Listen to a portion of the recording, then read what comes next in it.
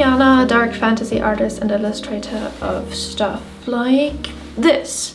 A while ago, as in months and months and months ago, somebody asked whether I could make a video on working with ink and watercolor after I posted a sketchbook piece using both. It's a bit funny because I don't really work a lot with either of those media. People tend to think I work in watercolor, or they're just generally confused about what medium I'm using. But for my illustration work, I usually use diluted acrylic paint for those watercolor-like textures. I also never really wanted to make tutorial videos because the truth is that I'm simply not that good at any given medium.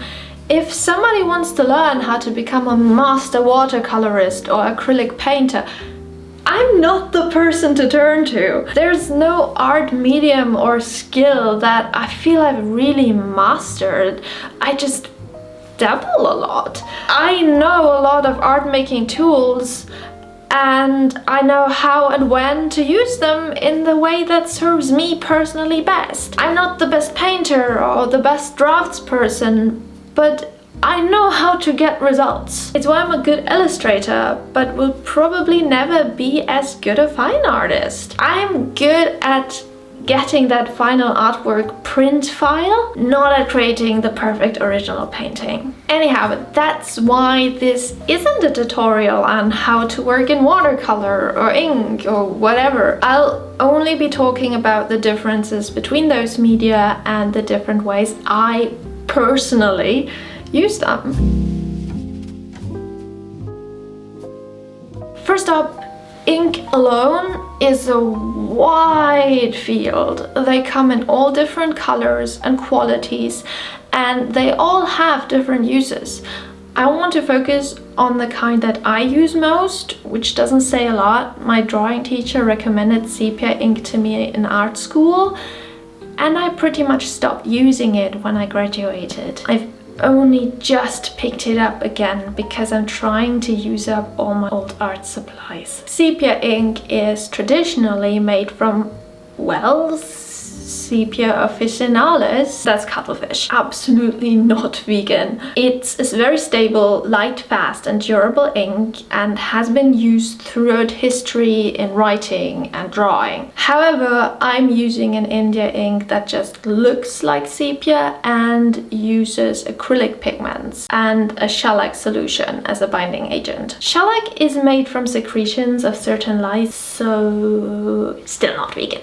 Anyways, the ink still has that rich dark brown sepia color and can be used in all sorts of ways, whether you work with a brush or a pen nib, or whether you want to use it straight out of the bottle or dilute it with water. Now, because I want to compare it to other water diluted media, let's take a look at how it behaves when we use it like that. First up, once this ink has dried, you can't lift the pigments off the paper again with a wet brush. I feel like that's the biggest distinction I would make between using this ink and a dark brown watercolor. Secondly, you have a huge range between light and dark. In its undiluted state, this ink is nearly black. Why would you use a sepia toned ink compared to a black one? Well, pure black reads a bit as a dead color to us. Having just a little color in there instantly makes your artwork seem a little bit more alive, which is slightly ironic considering the color looks like dead squid parts. Oh well. Something else you want to consider is how the pigment behaves while painting. I personally find this ink a bit harder to control than acrylic paint and some watercolors. It creates a lot of beautiful cloudy and grainy textures, so overall it's probably closest to working with a grainy watercolor pigment. At least I think that's what it's called. You can tell I'm not watercolor whiz, like the opposite of smooth watercolor washes, okay? Overall, you get a lot of the playfulness and happy coincidences you'd also get when working with watercolor, but you can't lift the pigment again once it has dried. Which leads me to what I use it for, which are under drawings or under paintings. This ink is excellent for loose and lovely sketches or detailed monochromatic paintings. As you can't lift the pigment again, you can then add washes in color, like watercolor, on top of it without having to worry about ruining the underlying work you've done. You can then go in there with a more opaque medium like acrylics, acrylic gouache, or even oil paint and build up more detailed areas. Though, to be fair, you can already get very detailed with the ink itself. So true, so true. That way you can create artworks that have some dreamy wildness and experimental aspects while also being very detailed and realistic in others. The sepia tint is likely to add a nostalgic kind of dark academia feel to it, so it works well with my art. Yes, I know. So she has a different opinion, but it's fine. I wouldn't use this ink if your work relies on very smooth and even washes, as the pigment is likely to granulate in ways you don't necessarily want it to. That's fine for very detailed areas because there's not much space for the pigments to go, but if you have huge washes, and especially if the paper is slightly wobbly and wavy, then it's gonna do fun things. And yeah, so that's what I would use acrylic paint for. And to be fair, my work does not rely on smooth and even washes because you need more patience and skill for that than I can offer. But acrylic paint offers much of the sepia ink advantages, right?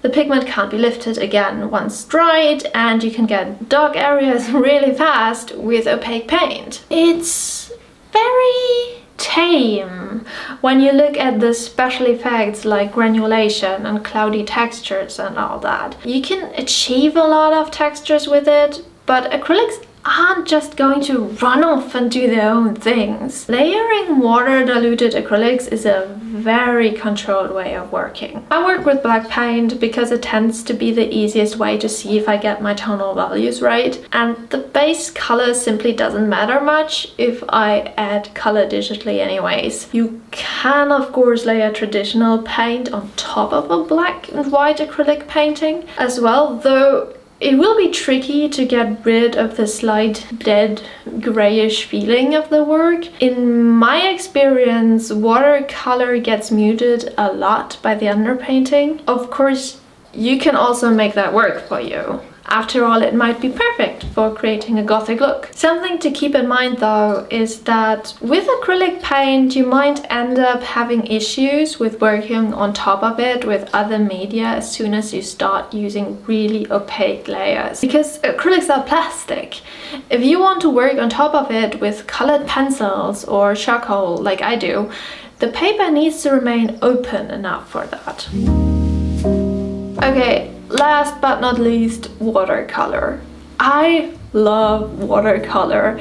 It's one of the most fun media around, and I absolutely don't use it for illustration work. The reason why it's so much fun is also why I don't use it for client work, and have absolute admiration for the folks who do.